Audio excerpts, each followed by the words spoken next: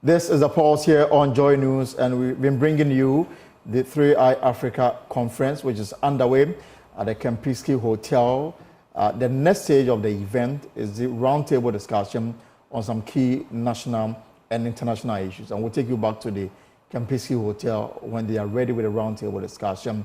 But before we do that, we have something for you this afternoon, and this is a pause here on Joy News. We are also keeping an eye on the Electoral Commission update of the limited voter registration exercise. They have a news conference that is also coming up pretty shortly. And then we'll engage with the various political parties on what they make up of the limited registration exercise so far. There's been a lot of accusations and counter-accusations. There's been an arrest. Now today the court granted Collins Dauda bail after he was picked up by the police for disrupting the electoral process in his constituency. We'll have that. We are watching that also for you. And we got a reaction from the NDC, who said that the police is just being selective in the application of the law regarding the conduct of the limited voter registration exercise. The MPP has a reaction to this. And of course, we'll bring you the latest from the exercise when the Electoral Commission is ready with that news conference. So those are some of the issues we have for you this afternoon right here on the pulse here on Joy News, of course, with me, Elton Brobe. But some other stories, the parliamentary candidate of the National Democratic Congress in the Hafuano South East constituency of the Ashanti region is accusing his MPP opponent of habitual busing of non-residents for the ongoing limited voter registration exercise. Mohamed Yakubu alleges Fred Champon has since the onset of the exercise brought in people outside the constituency to register. Now on Saturday, 2 people were reportedly injured following rioting after a group attempted to prevent 2 students from registering their details in the voters' album. Speaking to Love FM in Kumasi, Mohamed Yakubu said he has cautioned the MPP parliamentary candidates against the habitual busing of illegitimate individuals. I think from the start of the registration, my colleague, Frederick Achi, has been a constant member of always bringing individuals who are not residents of the district to register. It started from the first day.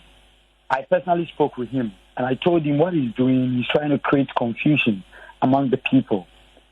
And on that very day, I wouldn't want to go far. These individuals who came, if my brother here says that they are residents of the district, to me, that is far from the truth. Because he himself confirmed on that day that there are people who live in Kumasi. There are people who live in Kumasi. So I'm surprised he's saying that they are residents in the district.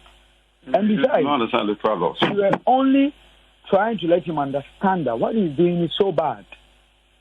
But what I don't understand is that whatever happened there was something that has to do on a mutual grounds, personally myself and him. And the guys who came there with the guns and cutlasses, are people that Frederick Champon and Dr. Insia Asari, who is a special advisor to the president, ordered to come with machetes and guns. But what I didn't know was that I left the scene for a meeting in Mankranso, only to be called that these people are in forcefully and shooting people. That is where I don't understand. Because per my assertion with him, there was not supposed to be any violence. It was supposed to be a smooth exercise. Fred Champon is debunking the allegations as he insists the registrants are members of the community. He's blaming the NDC candidates for instigating the scuffle that injured at least 2 persons. These are undue misrepresentation of fact. First of all, I've told you the circumstances surrounding these people, including somebody I am not even related to in any form, not by region or not by blood, someone who comes from the upper east or upper west or something. Because ordinarily, we need to give back to the community. So these are kids I've gathered, apart from my direct nephews, these are kids I've gathered from the community that I take care of them in school. And so on vacation, they'll come to me before they even go to the village. How are you able to determine that they are not residents of their district? And what happened to the electoral laws? That if you suspect or you're suspicious of anything, you file a challenge form. Why did he bring the people and physically assaulted the young men and women, physically preventing them from entering the place to register. He was the orchestrator of everything that happened. When the Adujama chief came and asked, when he saw the NDC people pushing and, destroying everything, pushing our people around, he came from his residence and asked. So he was grieved and he was surprised. So he invited him, Yakubu, and myself and took us to the district director of election. The man read out the electoral laws to us and said that the people are eligible to write their name. If you have any issue, just pick up challenge form. And he said, and they've been doing that plenty. And he said, okay, that's why we bought a lot of challenge forms. We bought over 1,000 challenge forms. So just challenge. Instead of you physically preventing the young men and women from. I will say on the limited voter registration exercise, because it's been marred by violence and other skirmishes. Now, the Ghana police has also interdicted 3 police personnel for their failure to perform their duty professionally during the registration exercise in the Ashanti region. And they have a statement regarding the interdiction that they have undertaken. And according to the police, they've interdicted 3 police personnel with immediate effects over their failure to perform their duty professionally in the ongoing limited voter registration exercise. And the police say that the affected person, Inspector Michael Ado, Eric Boache, and Constable Michael Jam, on the 11th of May, failed to perform in a proper manner a duty imposed on them as officers in the charge of security at the Electoral Commission office at Adujama in the Ashanti region, when some persons attempted to disrupt the ongoing limited voter registration exercise. And so the interdicted persons, according to the police, will be taken through the due disciplinary process of the Ghana Police Service, and then after that they will take a decision on them as far as their future in the service is concerned. I would say congratulations to Asante Hene on the 25th anniversary of his installment on the Golden Stool. And remember, he touched more on the upcoming 2024 elections in December and the need for the country to work to preserve the unity that exists in the country. And of course, you know that the Electoral Commission started a process towards the holding of the elections. And one of the key issues they are doing is the registration of first-time voters onto the voters' roll. And that exercise started last week. It is in the second week, if you like, but already it's been characterized by violence and arrests, and of course, all kinds of skirmishes that, is making the whole exercise look a bit, unsatisfactory. But the EC, they've got a response and to update the nation on what they've done so far and the way forward. But yesterday, the police made an arrest, and no other person than a member of parliament for Asuna for Collins Dauda. Now, this has sparked anger in the NDC, with the party accusing the police of being malicious. The police arrested Collins Dauda in connection with a clash which erupted in Kukuom in the Ahafo region on Saturday. The NDC insists Mr. Dauda was nowhere near Kukuom. The party is accusing the police of selectively targeting its members. Collins Dauda has been released on bail this morning. The police in the statement explained the reason for the arrest. And this is what the police is saying, that they arrested the member of parliament for Asunafu South, Honorable Collins Dauda, for his alleged involvement in the disturbances which occurred at Kukuom in the Ahafo region during the ongoing limited voter registration exercise on Saturday, 11th May 2024. Now, the police statement goes on to say that one person sustained injury and is currently receiving treatment at the hospital. The police are in pursuit of other suspects in connection with the instance of, it's not only Collins Dauda who is a target of police investigation, but the police say that they are in pursuit of other suspects in connection with the incident. All right, so let's get some reaction to it, because the NDC have taken a position of this matter. They made it clear that they find the police action malicious. Deputy General Secretary of the NDC, Musa Bogbande, joins us with more on this, developing story. Mr. Bande, good afternoon. Welcome to the report. So, first of all, before we get into the arrest of Collins Dauda, perhaps you can tell me the party's overall appreciation of what has been done so far by the EC as far as the limited voter registration is concerned, and whether we are satisfied with the steps taken and how the exercise is going. Thank you very much, and thank you for having me. Basically, we have been speaking about arrangements that the Electoral Commission have put in place. Right. i.e. issues of standby generator. But I'm in Sisala West now, Sisala East. And one of their biggest challenge has been the network. So they are not able to proceed with registration as it ought to be. What about the offline that the EC says? Are they not taking advantage of that? Come again. I asked about the offline that the police says they should do. Are they not taking advantage of the offline option? Well, Dumso is not an offline matter. Offline only comes when the network is not working. So that is one challenge. Number two, students having to come and queue at various registration centers, unable to register, will have to go and come back the following day.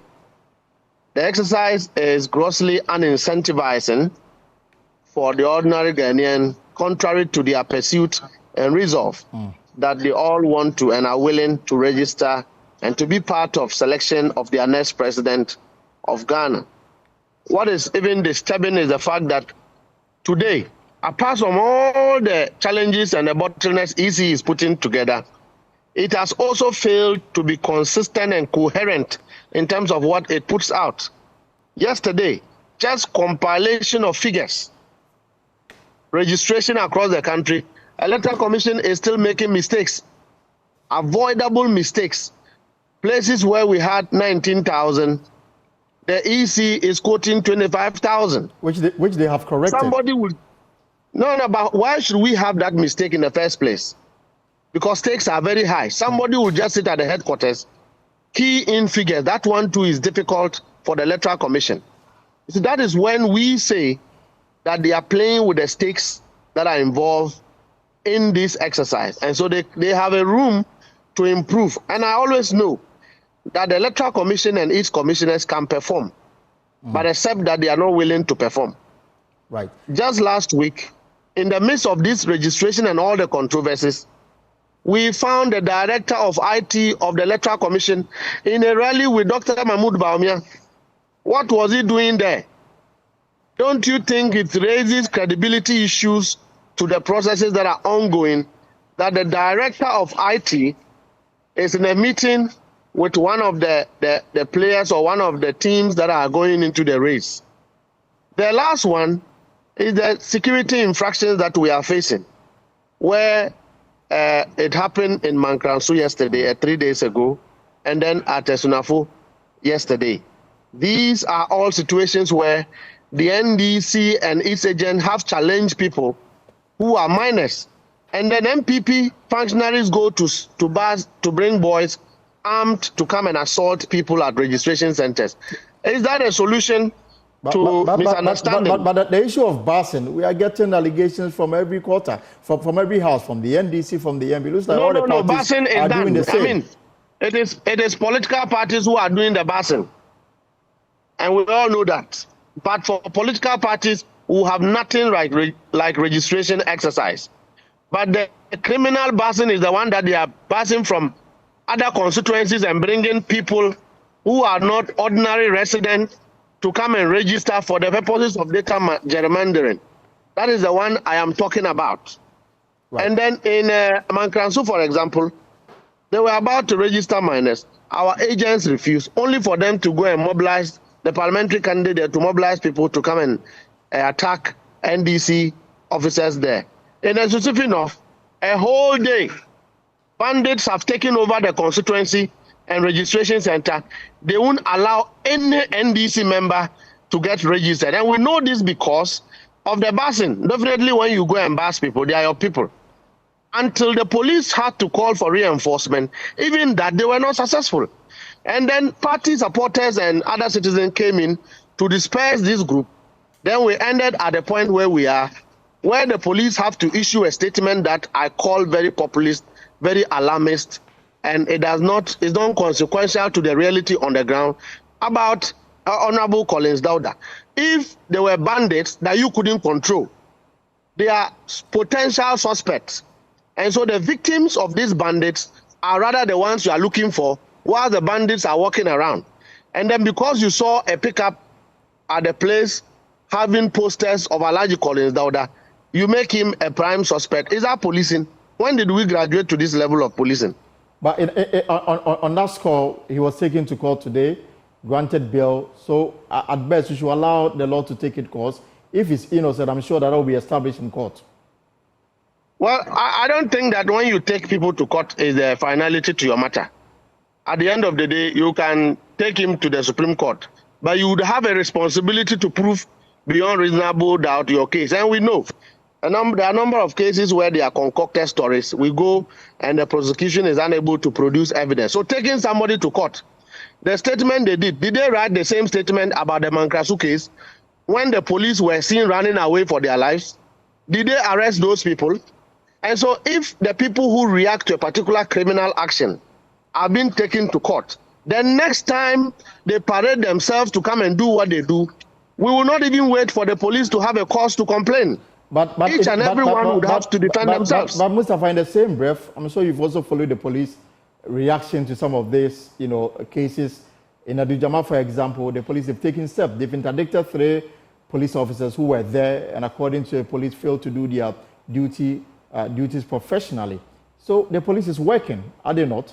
It is not. Interdicting poor police officers who were there and are not armed, and criminals who came there wielding cutlasses and guns is not enough. The parliamentary candidate there should be arrested. The MPP officers who brought these guys should be arrested, just as they are pursuing Collins Dauda. They should go and pursue him. They should pursue him. They say it was an open violence. Why are you blaming the MPP for this? It was not an open violence. Some people definitely came there to meet others. It was not an open violence. Right. And the police should do their checks well. So interdicting officers is not enough. So where you are right now, Sisala, you've raised the concerns that they have, the challenges that they are facing, making it difficult for them to register as many people as possible.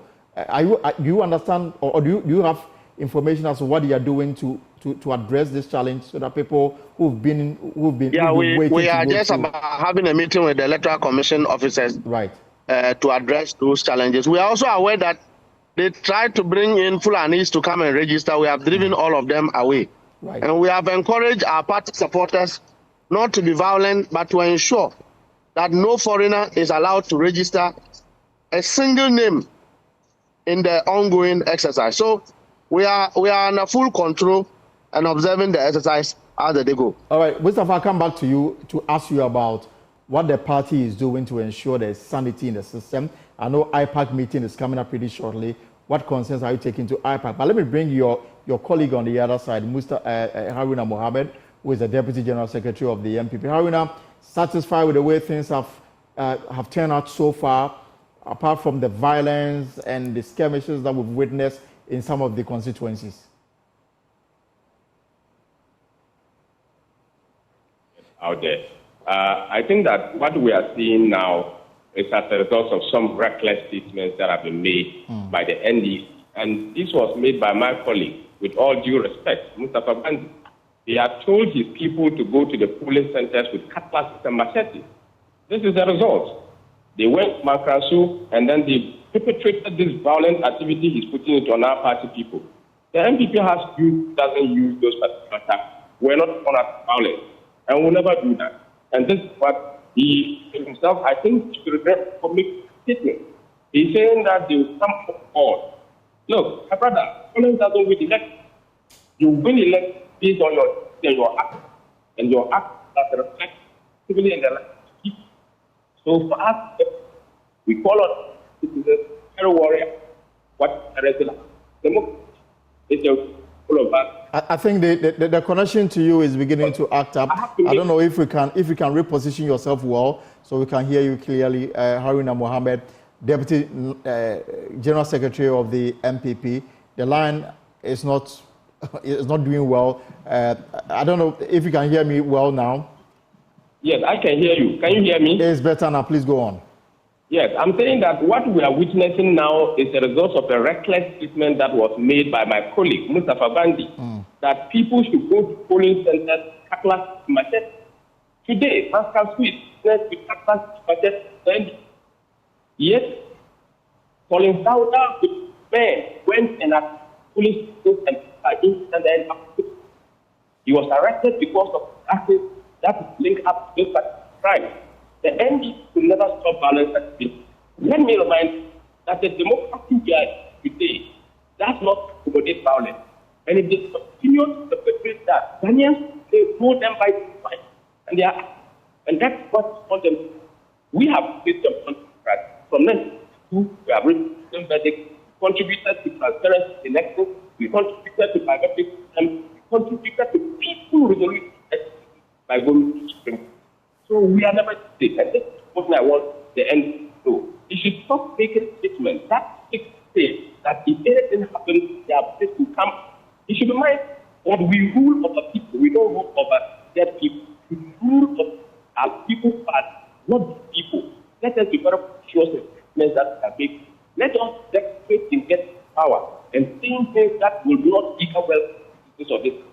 Democracy is correct, and we must respect democracy. But how now?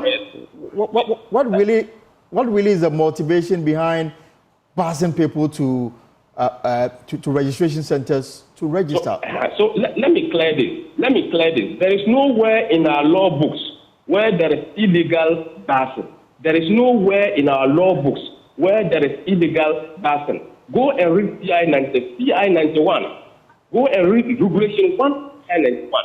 It tells you those who are ordinary residents, and go and read the principles of this particular side at the end of the Senate 1. It tells you that there is no illegal in our law. You have the right get look the registration in the country to challenge the registration any member. You have the right to challenge. You don't have the right to exercise an override of school. Describe something that you don't have right over than it. You cannot stop that. If you check on the set of timber or street, support it in Christ. So is it to admit that you are passing people and you are saying that there's nothing illegal about it? I am telling you that there is no illegal thing. We have not anybody. People, if I and I'm doing this and I'm in that, shall I can't walk there. I just put up and say, go. Remember the registration are not set in all the places. It is a good stuff. So I can't go if I'm in, and I'm going to register, and I'm not in Kukuom, I'm in Tamale. Why walk to register? I have to enter back. Look, they have to understand that democracy is something we have to all live in. Look, they should stop aligning themselves to thinking that they are winning power in 2024. This is what is driving them. They should stop it. Because it is not going to send them anywhere. Let us all jaw and get to the right place. And that is what is going to give all of us a peaceful mind and a peaceful country.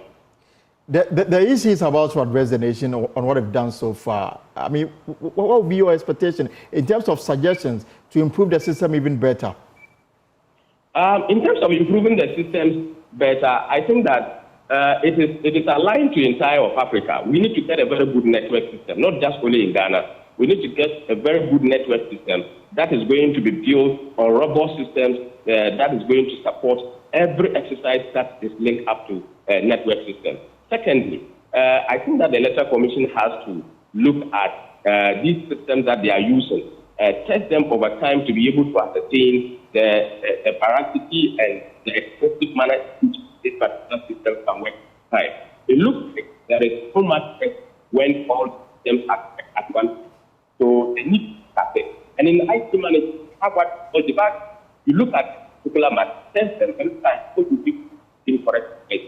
I believe that the electoral can do, but where we are now, our city is not. We are not by with the way in manner this particular situation is going to go. And we that are to state that that is not by the approach. We have only people. Civil man, we are this. We have to and then people that forward us have to force to put on. That is the better way on contribute to exercise. Very. All right, thank you very much. Haruna Mohammed is Deputy General Secretary of the MPP. Let me bring in Mustafa Gbande for his final talks on this matter before I bring in Dr. Victor Doke, a security analyst. So, Mustafa, you've heard your colleague. He's made some suggestions that you think that if implemented, will have a smooth sailing. What would be your recommendation, if I may ask, as we enter into week 2 of this exercise? Thank you very much. I think that I will not descend to the level that my brother have gone, because he simply doesn't have intelligence on the ground. And I believe that this is an exercise. We as politicians are not fighting and killing each other. Mohammed is a brother to me. And so why do you then encourage people to go to the grassroots with weapons and cutlasses and then to go and beat colleagues? He's also accusing of doing same.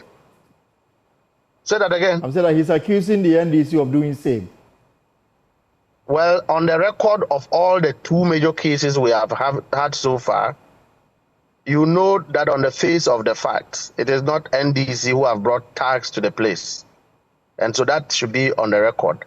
I just think that, one, let us allow people who are 18 years, who are Ghanaians, who are ordinarily resident to a particular place, to go and register in order to vote. It's as simple as that.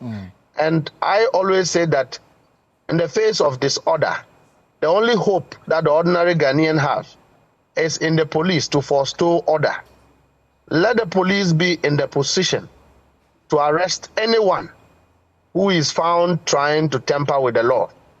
And I believe that will serve a lot of deterrence to the system. Again, in terms of credibility of the commission, if the commission demonstrates credibility and professionalism, bringing stakeholders to the table for a common discussion and a common goal, it would diminish the heightened level of suspicion. But unfortunately, I doubt if the current crop of electoral commissioners are willing to do the country justice and are willing to do the country which is good. That is the only reason we find ourselves here. And then also, persons like His Excellency the President, who are of high pedigree, will begin to de-escalate their commentaries, which are most times comments that raises suspicion and eyebrows. For example, if the president walks about and goes to every place he gets to and say, I will hand over power to the person I have defeated, what is he talking about? Then people will be suspecting that there's a foul play. Then the stakes will get high. Then tension will follow. We will be at where we find ourselves now. It's an election. Somebody will lose, somebody will win. If the government have worked hard, why are they trying every means possible to skew the election illegally? Why are they trying to suppress data? We should go through a smooth process, have the process completed, go through voting. Whoever wins becomes the ruling party of the country. It's as simple as that. Mustafa, thank you very much. We stay safe in Sisala, and we'll get back to you as and when there is a development on this matter. But we're also waiting to hear from the Electoral Commission because they have an update for the nation. Before we do that, though, let me bring in Dr. Victor Doke, a security analyst, on what has happened so far regarding the limited voter registration exercise. Doctor, it's a pleasure to have you here on the pulse. You've been monitoring the exercise. What will be your initial comments? Well, thank you very much. First of all, my general comments about this exercise, well, it's one of the processes leading to a general election, which is expected, where citizens at the age of 18 will have to go and then register, and then so they can also exercise their franchise when the day comes. And you main political parties who definitely would like to some sort of control the process. By that I mean, see to it that either party does not come in with minors to register, and we've seen it in areas, we've experienced in areas where some of these minors have been brought in, have been identified, and then it created some skirmishes. Now, what is going to happen is we're looking at what the Electoral Commission would do with regards to addressing these kind of issues. Right. Okay. First of all, you have IPAC, Interparty Advisory Committee, what exactly is the purpose of IPAC at this critical moment? I understand that before the limited voter registration exercise, there was no IPAC meeting. It is not that they are hoping to have one. Well, that's one of the challenges. They should have had a meeting where issues such as these will be ironed out. Because if you have a meeting where all stakeholders are involved and then you iron out issues that may come up, then you are better prepared for the eventuality. Now, since that didn't happen, then it means that this came as a surprise, which shouldn't be worrying much from our perspective, because then we knew per happenings, per indications, statements that people from both political divides have made that there's something going to happen. And people would like to take advantage of the situation. Okay? So, one, IPAC should meet immediately and iron out these issues, because when you're talking about the fair, free election, these issues are one. Why so? You need to give all the stakeholders the assurance that the process will be free and fair. But when you have a process which is not free and fair, there's going to be mistrust, there's going to be suspicions, and then the suspicions will lead to anger, agitations from whoever thinks they are being on the losing side, and then it can create violence. So, Doctor, to what extent should this give us a wake-up call, knowing very well this is just one small aspect of the process, the bigger picture is about to happen? And even this one, managing this is becoming an issue. To the extent that the MPs are being arrested, we are seeing pockets of violence in certain constituencies, and we have more days to go. So every day presents a new concern, and this is just a small wake-up call. How worried should we be as we head towards December? Well, we should be very worried, because now in other jurisdictions,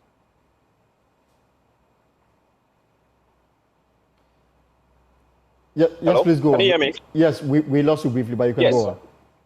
In other jurisdictions where we've had election-related violence, okay, the before, the during, and after is essential. Now, this is the before, which cannot be ignored. Now, let's remember last year, the Election Security Task Force was reactivated. One of their duties is to look out for these issues, these incidences, and then address them. Okay. Now, I'm expecting to hear more from the task force per se. In this case, the police are taking over the situation, but then they should be more robust in dealing with these allegations of tax, okay, being brought in by some political heads for their own purposes. Because if we don't, what can happen is these same tax that are being brought in will now be engaged by the political heads on the big day. And you can't have that. Then you are looking at a widespread violence which can disrupt the process altogether. You can't have it. So the earlier the task force deals with these issues, the better.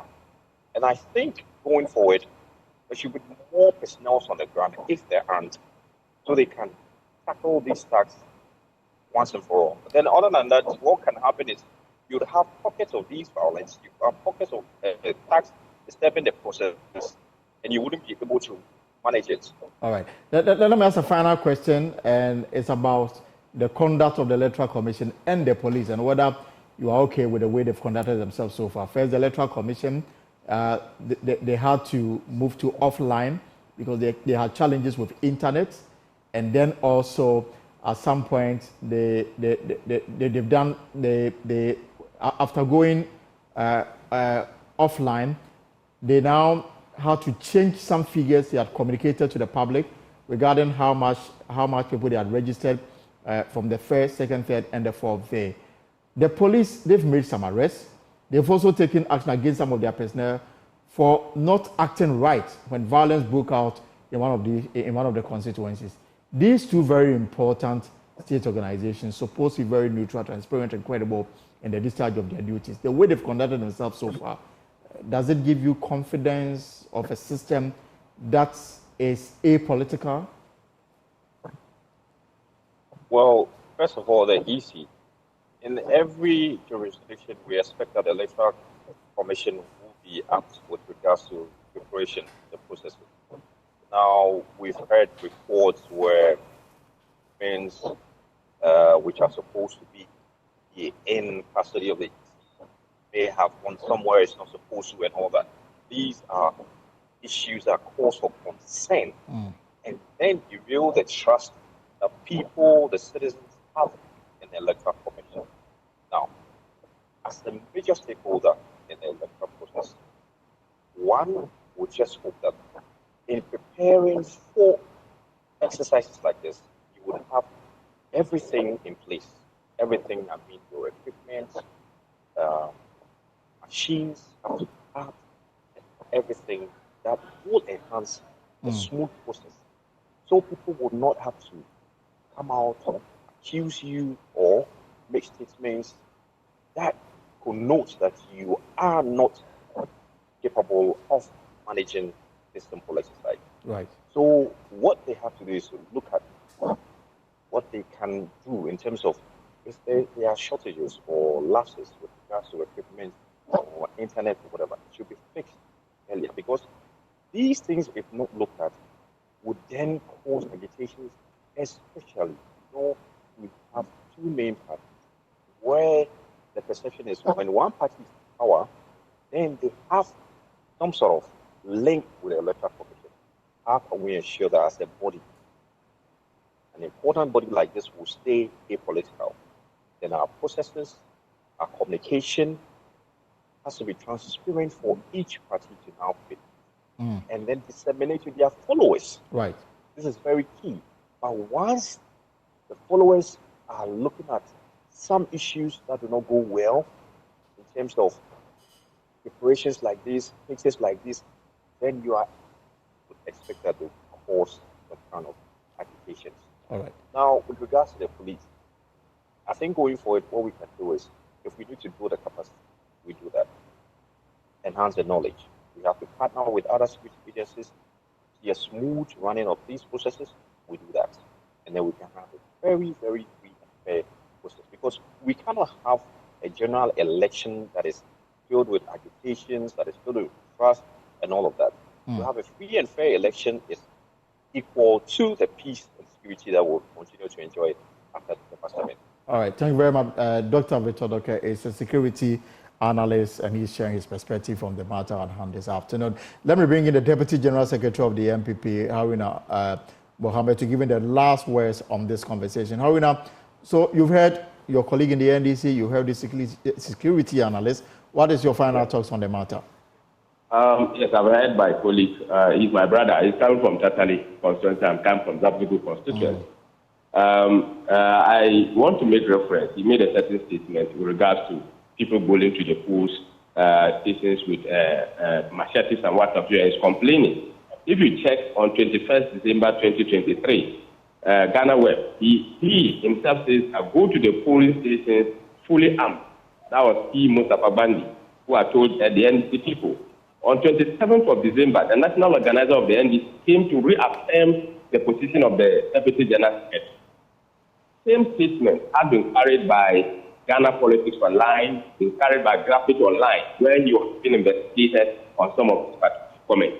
So if it is happening today and he finds it very terrible, it means that it is a statement that was not good at all, very difficult, and this is the effect of the statement he made. So I call on him and myself to be very worried, very, very concerned statements that we take. We need to cut this as our country can, and that is absolutely. One commentary made, look at what generates. His party people are taking stock in their house and they are fully budget. Secondly, he said that no Spanish is allowed. The constitution of this country is very clear. Trying to be strict. We have Spanish people who are made up of this country. We have Spanish who are farmers in this country. We've known many of them who have contributed to build it. We have Spanish who are in parliament today. We have Spanish who are leaders to both political parties. So for you to say that no Spanish is allowed to register is very strange and false. I don't agree to that part. Let's scrutinize everybody's decision, either be able to register or not. To single out tribe, all plans say that was allowed to register. That is not, and that's not the need. And in my conclusion word, I want the opportunity to call on the citizens of this country that the Democrats are living fully. Those who have not reached the ages, those who have reached the age of age, and above, who have not reached for their voter ID, should take the opportunity to go and register as enshrined in the 1996 Constitution, and the Electoral Commission has provided the avenue for them. They should not fear. They should not be intimidated. They should go and register and make a better choice for this country. And I believe that we can only achieve that when we all sit together as stakeholders and agree to make sure that we stay strictly to the rules that govern every registration and every elections in this country.